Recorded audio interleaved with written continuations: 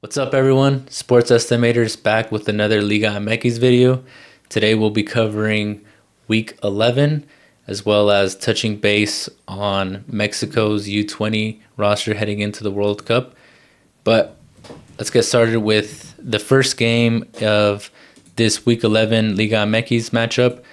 Friday, we have Juarez playing León. Who do you have in this game?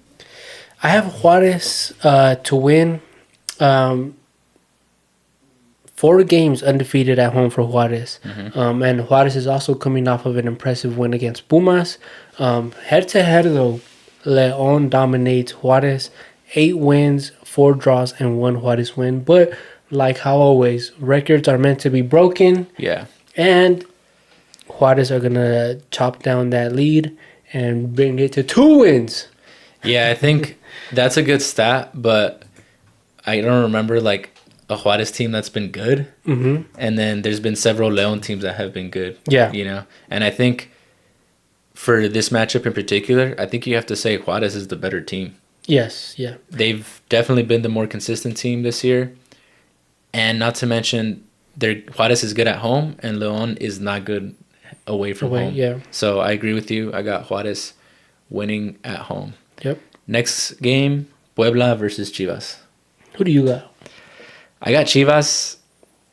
I don't expect Puebla to have back-to-back positive results. Mm-hmm.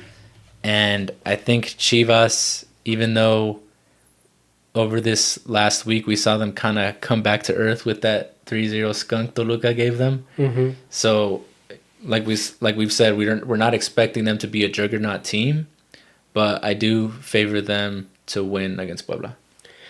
This Chivas team, I think I nitpicked at them week in and week out only because Chivas fans piss me the fuck off. But this is a disgusting head-to-head record. 11 Chivas wins, 11 ties, and 10 Pueblas wins. For a Grande to barely have any fucking wins over Puebla. Puebla, look, he has their number. Bro, exactly. And this is Chivas' 6th game in 18 days. Damn. So hardly any break. I think you could put for Ricardo Marin to score, and Puebla makes it hard when they're playing at home. Revenge game. It is a revenge game. So, and I think Ricardo Marin fucking hates Chivas because I think last year he scored a fucking banger on them.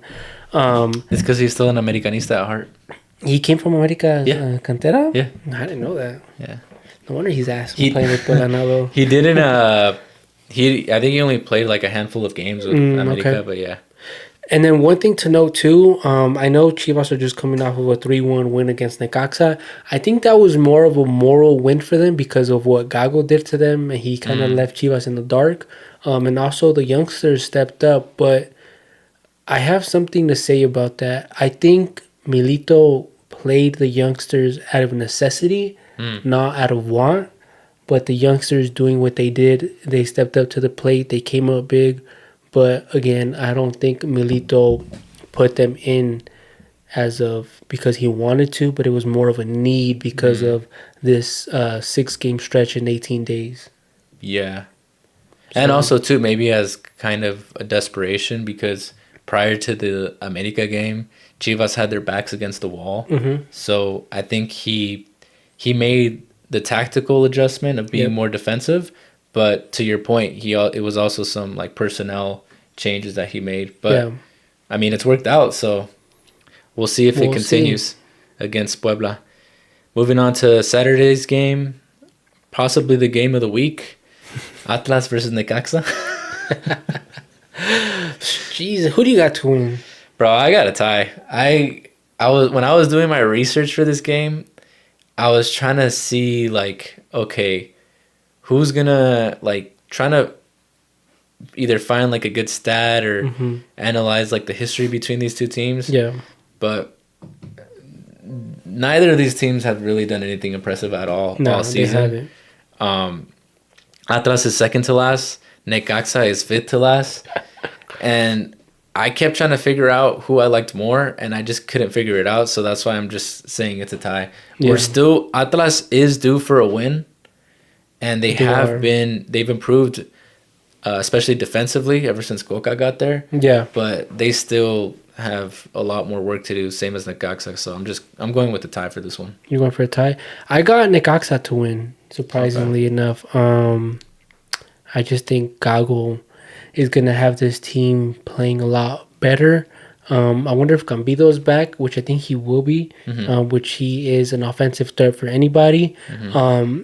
Atlas has looked a lot better with the arrival of Coca, but I don't know. I just think that Atlas team is lacking a lot of depth. But you could. I think Necaxa wins. Okay. Next game, Pachuca versus Atlético de San Luis. Who do you got? I got Pachuca. Okay. Ender Valencia's back with Pachuca. He is, yeah, he is. When I saw him playing, I was like, oh, I hadn't even noticed I had seen any news about that. So when I saw him playing, I was like, oh, that's crazy. He'll be 36 in November, but I still think he can help Pachuca. I think he can too. This is his second stint with the Liga MX team. He shortly played with Querétaro, which he didn't look bad when he played with them. He played for Tigres too. He did? I think this might be his second stint with Pachuca. That's interesting. We got to look that up because that's interesting. But I mean, familiar territory. But Pachuca does need a player of his caliber to bring them to life. Jimmy Lozano, again, very questionable. Coming off of a tie against Puebla. I honestly have San Luis to win. Really? Yeah. I know San Luis barely lost to America with the Sendejas late goal, but Joao Pedro, which is a recurring name for me at least, he Glazing? No, I'm just kidding. he leads the league in goals. You could either put for him to score against Pachuca, but San Luis, I do want to give a shout out to the Directiva of San Luis because they low-key have some top-notch scouting. Because also they scouted Berterame.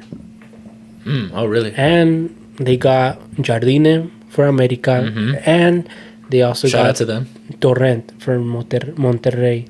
Okay. So yeah, that Directiva for San Luis is top-notch. Again, I like to do little shout-outs of the smaller club teams like how I did with Juarez in the beginning of our videos.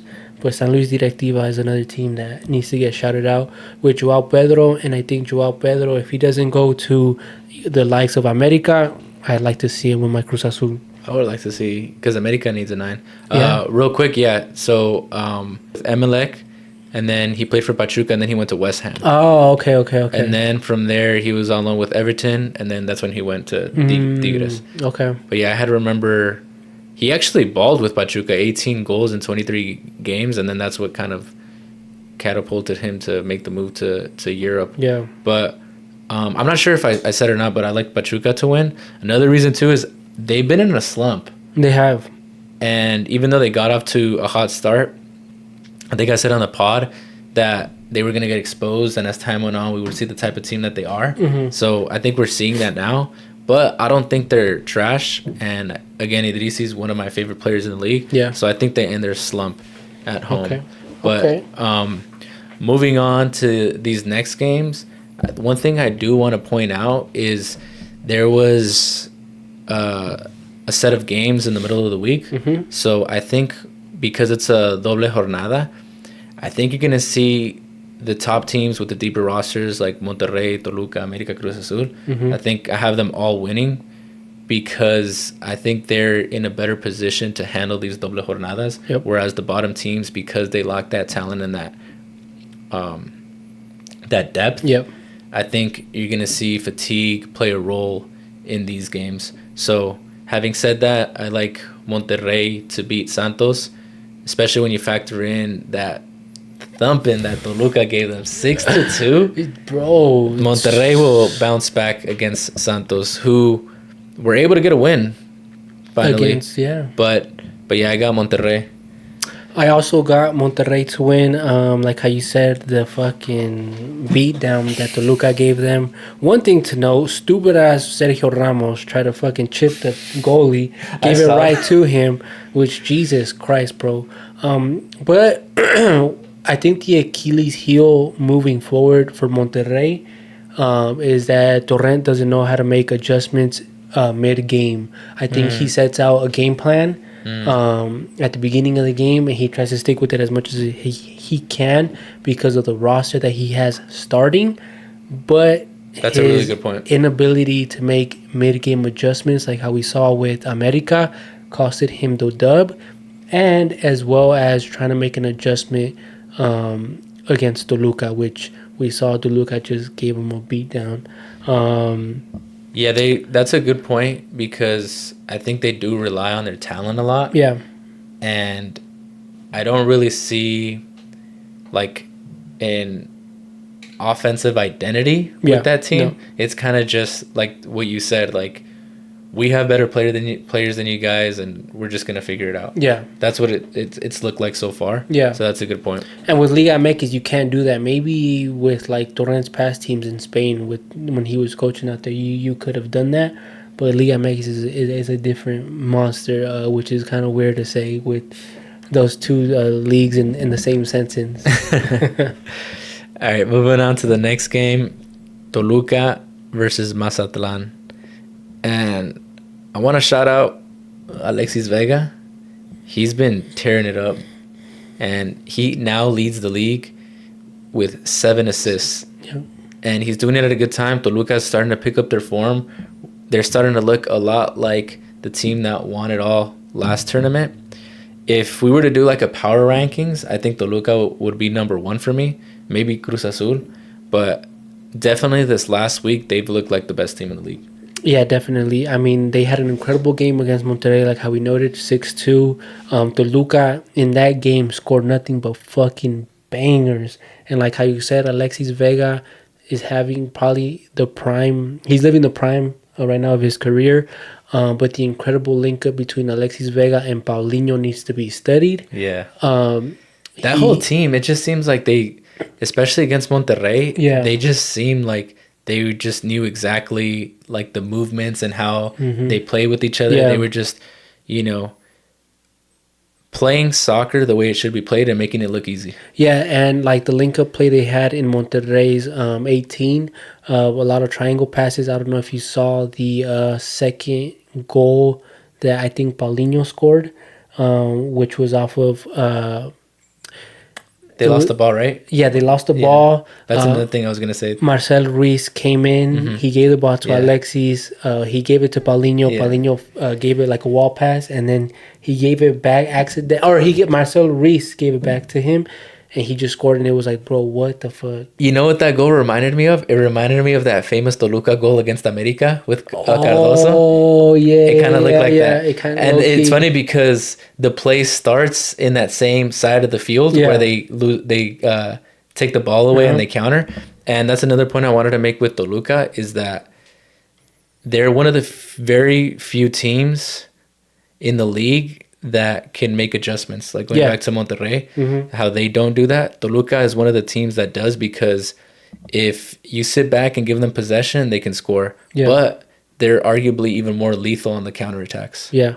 Which was highlighted with that 6-2 win against Monterrey. Yeah, and also one thing to note, this is the best Toluca of the season so far, but they also have the best goal differential. They have plus 15. Plus 15, and they have the most goals scored with 28. One thing that I do want to note, though, is that if we could see this version of Alexis Vega in the World Cup, this will project him to go to a league. I would like to see him go to a league like Portugal, from where Paulinho came from. Yeah, I would like to see him go to that Sporting, where I forgot where that guy is. The one that just left Toluca too. He was with Puebla, he went to Toluca, and then he went to Sporting. The left back. I forget his name. But if they could make a call to the front office and get him over there, that'd be great to see. Or even if he goes to like a really big team like America. I don't think he ever will. Hey, no, but you saw that interview where he was like, I'm not sure if it was when he was with Chivas or if he was already with Toluca, but it made news because he said that he said that he wouldn't say like, oh, I wouldn't play for this team. Oh, yeah. Yeah. I think that's why I've kind of always rocked with him because he didn't like disrespect America. Yeah. That's apart from I like his playing style. But. And also too, I like his tactics off the field. That fool le echa las cervezas. You think so? Bro, have you not seen what he does have that build though. He does, like, and bro, yeah. And then like every time he's won a cup though, like he's celebrating with a chela in his hand, like, and he's a chilango too. Oh.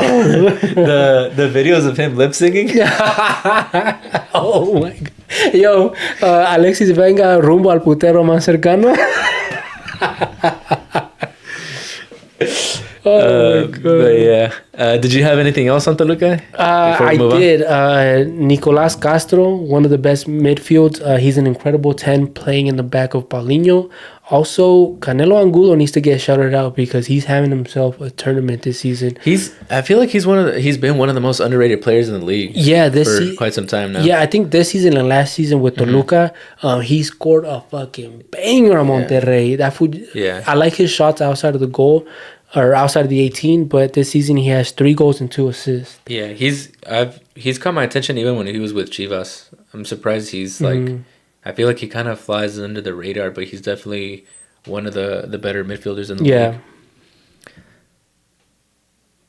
Moving on, who do you got? I got America versus Pumas. I'll let you go first. You want me to take it away? I'll take it away. We did be respectful. I'll be respectful. I'll be respectful. Do you think? America coming off of a win, barely. Pumas coming off of a shit show. Yeah. But like we talked about, America's biggest flaw is their midfield. Pumas' biggest flaw is also their midfield. I have this game as a tie. One thing I do want to note, though, is that Jardine has an incredible way of finding ways to win. His mid-game adjustments that led them to tie the game against Monterrey, I could, top my hat off to that. But I think Pumas is going to find a way to make it tough. And I think this is just a tie. I don't know. This just has tie written for it for me. I'm not mad at it. I think we've talked about how we think Pumas can be a dark horse team. Yep. But after last week, I was a little bit concerned for America because I thought Fidalgo was going to miss time. Yeah. But that wasn't the case. And I think for this game in particular, America is a bad matchup for Pumas. Because Pumas generally likes to have possession and create chances. And that kind of plays into what America wants to do. I feel like at their strength, they like to counterattack. Yeah. So they're willing to concede possession and then just hit it out to Maximin, who, when Maximin gets fit, he'll be the best player in the league. Over Paradela? Yeah, for sure. You think he's the best player right now, Paradela? I think he's the best signing this season. Okay. 2 goals, 5 assists. But I think Maxi, when I watch him play, it's almost like he plays at a different pace than everybody else. Okay. Not just with his speed physically, but kind of the way he reads the game. I see him pick out passes that I don't see a whole lot of other players pick out, which is why I think America, it'd be interesting to see if they play him as a false 9. And then have Brian on the left and Zendejas on the right. That'd be good. Because the 9s that we've talked about with America, Aguirre, Pantera, Henry, they just aren't responding for them. So I think they need to switch it up. And I feel like that would be very dynamic. Even though they've actually played Maxi behind a number 9. So I think he'd be comfortable in that space of the field. But I think if they let him just be there and, find Brian, find Zendejas, while also having that ability to take players on, I think that could make America very, very dangerous. Jardine is a tactician when it comes to playing in Liga MX. He's kind of figured it out. So I wouldn't doubt it if that's the best version that we see of him in the Liga for them to make another deep run. Yep. And again, I'm a Brian Rodriguez fan. He changed that game against Monterrey. When he came in and then he basically teed up Aguirre for the goal and then Zendejas on the other side. that game winner last game. So I like what I'm seeing. I think our best players are starting to hit form at a good time in the season because, as we know, like with Liga MX, it's one of those leagues because of the playoff format that if the right team gets hot at the right time, you could see a lot of teams who might not have been playing well win the whole thing. Yeah. Even though America has been one of the favorites from the beginning. Deadass. You don't think so? They're one of the favorites. I'm not sure only because they've lost 4 finals so far. So if they go to this final and they lose 5, Jardín is out. What do you mean they've lost 4 finals? They lost the Liga MX final. They Most lost recent one? the Campeón versus Campeones final. Bro, that was a one game. They lost against Cruz Azul in the CONCACAF. They didn't reach that trophy in semifinals. And then they also lost the what was the other one? He lost another final against somebody. I think it was against the MLS team. Was it a final or I think it was another? I think it was a final. Anyways, I don't see him. I think Jardine would leave before he gets fired. And if he gets fired, he just delivered a 3-peat. If he gets fired, though, no team's done that. In modern times. No, but if he gets fired, I would love to see him be the seleccion's new manager after this World Cup. Take some time off, enjoy your time, enjoy the cartel money that you got from giving America the three gifted championships. Crazy. Take some time off, enjoy yourself, and then come back and take over the selección. That'd be good to see because that's what Mexico needs. They need a good X's and O manager. Yep. That's not what Aguirre is. Who can make changes, who can make mid-game adjustments, who could change up the formation, who could change up the lineup. Who can give them an identity. Exactly. Yeah. So I actually kind of like that. I've had a lot of time to think about this in the shower. But yeah, moving on. Tigres or Querétaro versus Tigres. Querétaro playing incredible. They gave Monterrey a hard game. Monterrey barely beat them 1-0, which maybe we're seeing the worst version of Monterrey, but we're also probably seeing the best version of Querétaro. They beat Pachuca 2-0, and then they gave my beloved Cruz Azul a tough game, 2-2, with the fucking banger 70 yards out against Tronco Kevin Mier. Tigres, though, has the best defense, only receiving 9 goals. But Tigres struggles trying to score as of late. I know they're coming off of a 2-0 win against Atlas. But like how we said, Atlas doesn't really look good. Doesn't look too good defensively. But I got this game as a tie. One thing I need... A tie. One thing I want to note, though, we need to see more of Tigres wingers, which is why I think they haven't been able to get nothing going offensively. Do you mean we need to see different wingers than the one they've been playing, or the wingers that they've been playing need to step up? Both. Because let me list off to you what wingers they have. Oh, they're stacked. In case anybody has forgotten, Marcelo Flores, Antuna, Osiel Herrera, Diego Lainez, and Cordova, who could all be starters in different teams. Yeah. Antuna, I don't know, but that's got to be one of the biggest fall-offs in a while. And that just goes to show you that Anselmi unlocked everybody's potential because he made them the highest, one of the top scorers that season. Yeah, Anselmi was... It was like... At the time, it was him and Jardinez, the best coaches in the league by far. He did like an amazing job with Cruz Azul to the point where even there's been managers in between. Well, it was Vicente Sanchez, but they're basically just still following that Anselmi blueprint. And having success. Yeah, and having success. And also one thing I want to know, Anselmi changed the Liga MX. Who everybody now plays with the 5-pack with 3 center backs, a right wing back, and a left wing back. He changed the dynamic of the Liga MX, and he's made Liga MX soccer way more attractive. I hate the way he went out. I hate his stint at Porto. I would love to see him come back, but please come back just to Mazatlan.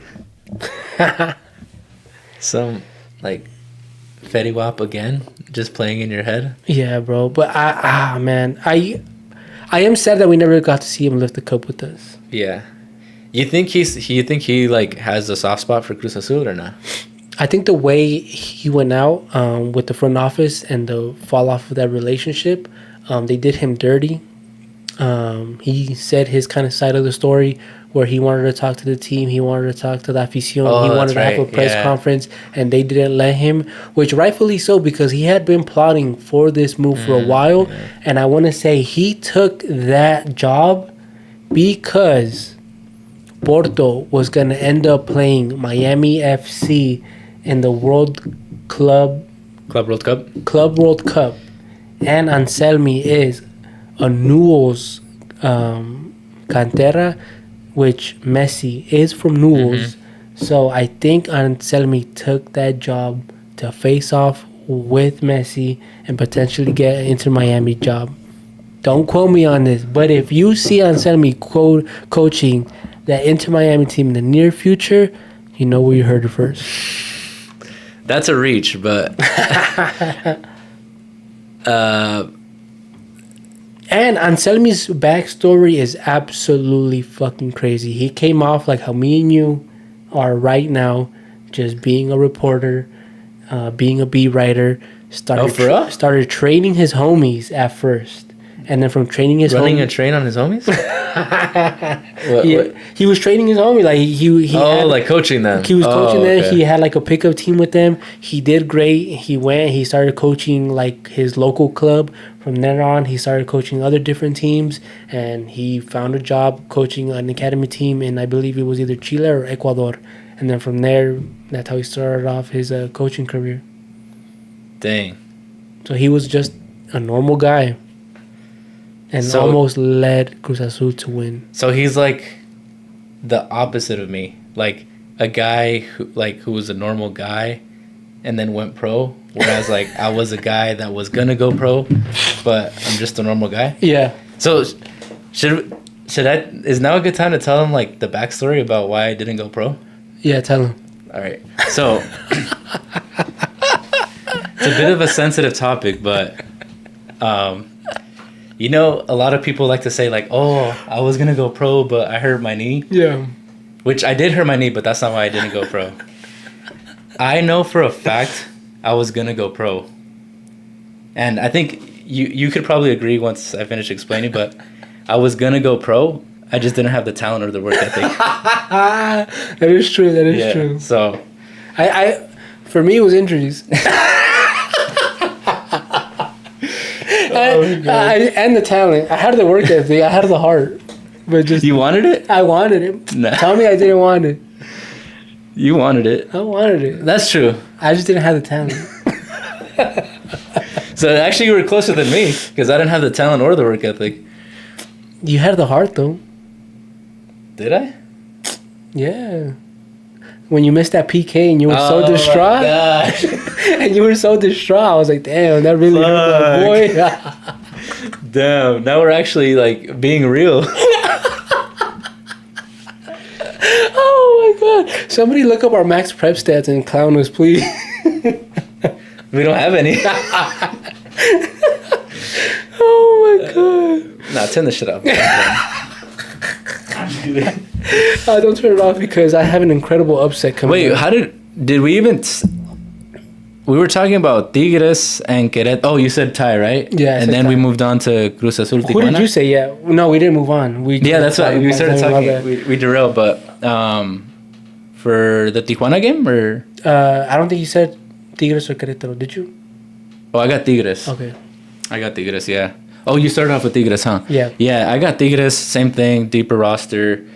Querétaro has looked a bit better, but Tigres are just way too stacked. And I like how you brought up the fact that they have allowed the least amount of goals, which is impressive given the fact that they were playing they play Gorriaran and Bruneta in the midfield by themselves, and neither of them are like a defensive player. They're more attacking. So that's actually very impressive.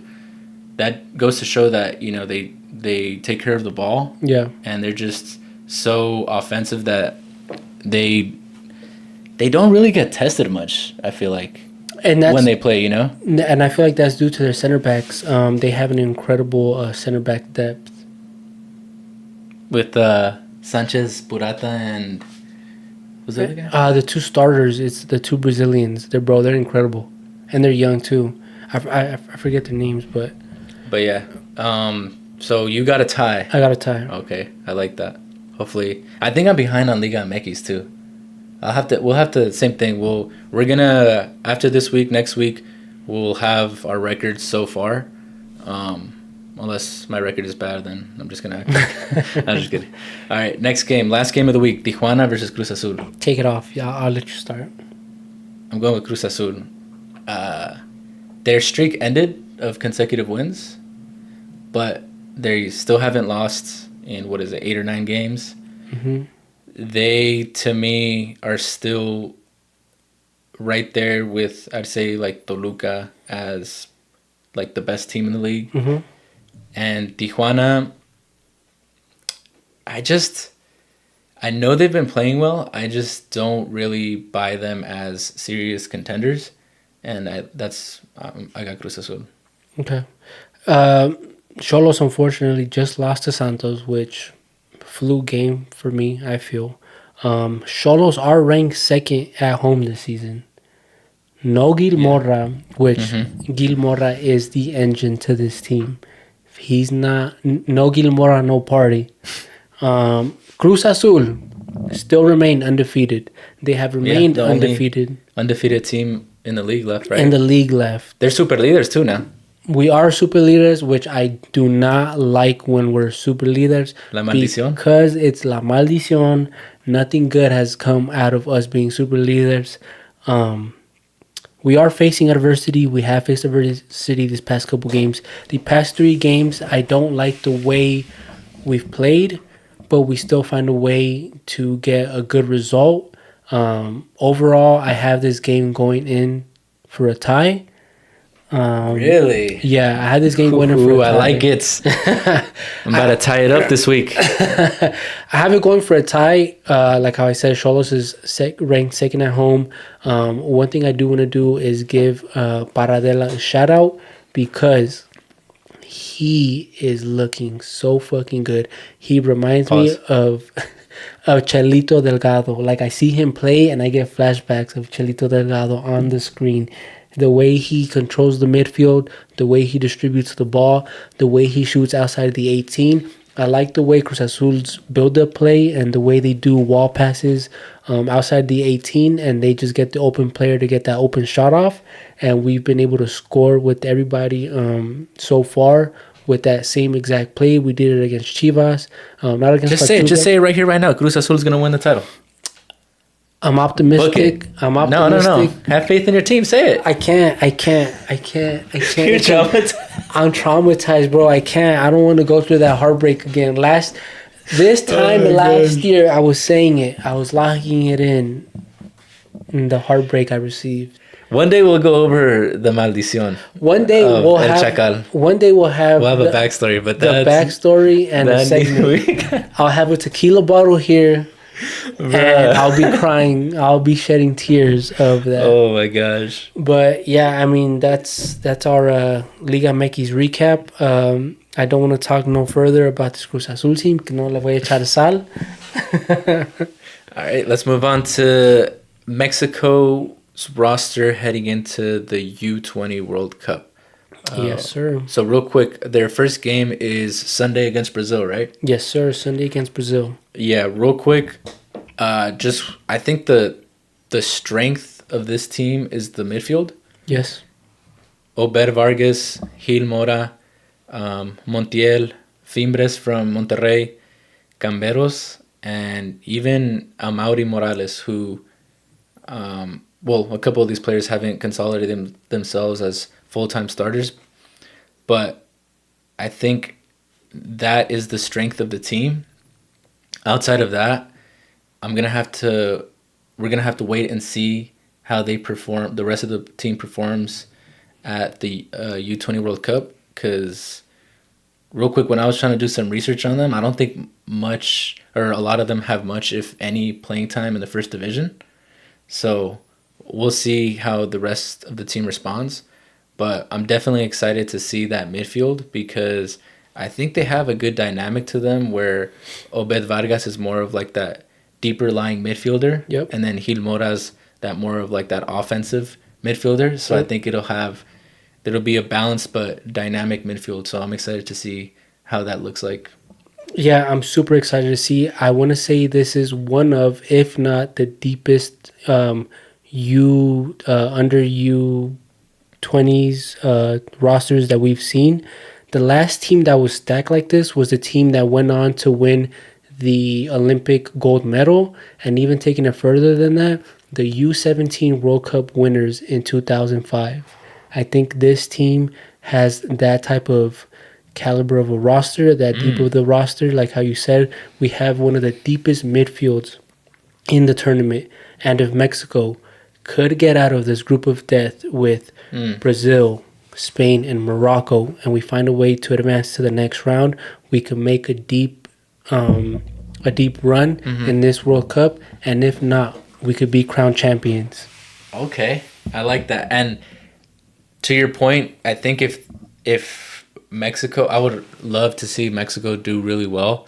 I think, yeah, definitely making it out of the group is gonna be, I don't want to say the toughest obstacle if we have such high expectations for them, but that is gonna be a big thing, especially with the seeding. Yeah. You know, you always want to avoid those tough matchups early on in the knockout phases, but I would like to see Mexico do well, obviously, because, for this sake, maybe possibly add some hardware.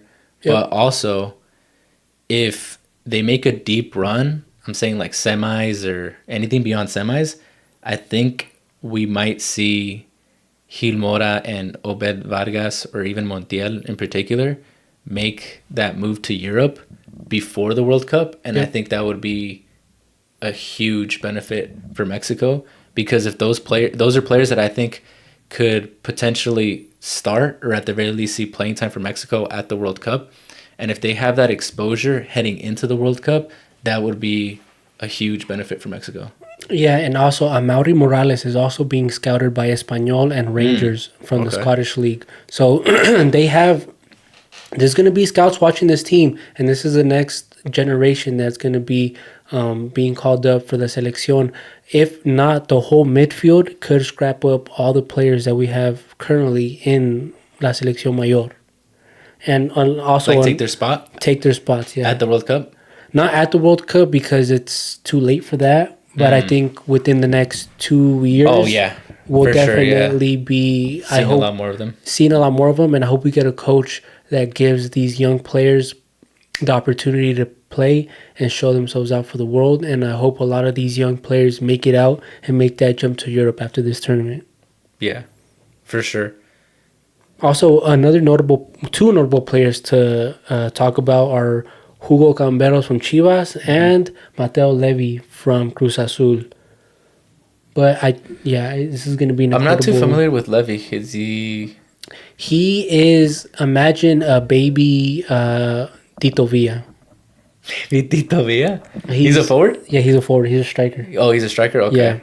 And that's one thing that, again, it's kind of hard to get a whole lot of information about the player outside of the players that we've talked about. Mm-hmm. So I think that's one of the question marks I have for this team is do they have a goal scorer? Yeah. And I feel like top to bottom, anybody in that midfield could be your goal scorer, but I think who the goal scorer is going to end up being is Gil Mora because of what we've seen out of him playing against grown men. Yeah, that's true, because one thing that we didn't talk about is, we said that their midfield is their biggest strength. Not just because of their talent, though. They're also the most experienced players on that Correct. team. Because obviously we know what Gil Mora has done. Obed Vargas has been a starter for Sounders. Yep. Montiel has been a starter for Pachuca. Gamberos has gotten significant amount of time with Chivas. Yep. So that's another big thing too. And I think that's kind of a good thing that it's the midfield that's experienced. Yeah. As opposed to like if it was like our defense, then that would kind of change how we played. But yeah, I think it's gonna be. I'm excited to watch them. Yeah, same here. This gives me 2005 vibes when we ended up winning the World Cup. But I think potentially, top to bottom, I think this team, if they were to play today, this U-20 team would beat that U-17 team. Really? Yep. With Gio Vela, Aldrete. Was Villaluz on that team? Villaluz was on that team. Bro, as that well. team was so stacked. But this gives me that type of like stacked roster vibes. Like if we have gotten the opportunity to see them U17 versus U7, like this team playing during that World Cup, the U17 World Cup, it would have been interesting to see what the result would have been. But it's a little late, U20, but I still think we're going to be able to get the dub, win the championship. So you think that's your prediction that Mexico wins the World Cup, U20 tournament? Yeah. World Cup. It's taking me back almost 20 years later when I saw that U17 team lift it in Peru. That'd be sick. That would be scenes for sure. And this would be good exposure for Mexico. It would bring a lot of good eyes to Mexico. Yeah. Heading into the World Cup for sure next year for the 2026 World Cup. Man, fingers crossed. It's exciting times coming for the youth, the young generation of Mexico. For sure. All right, guys, that was our Liga MX segment for Jornada 11. Make sure you guys like, share, subscribe.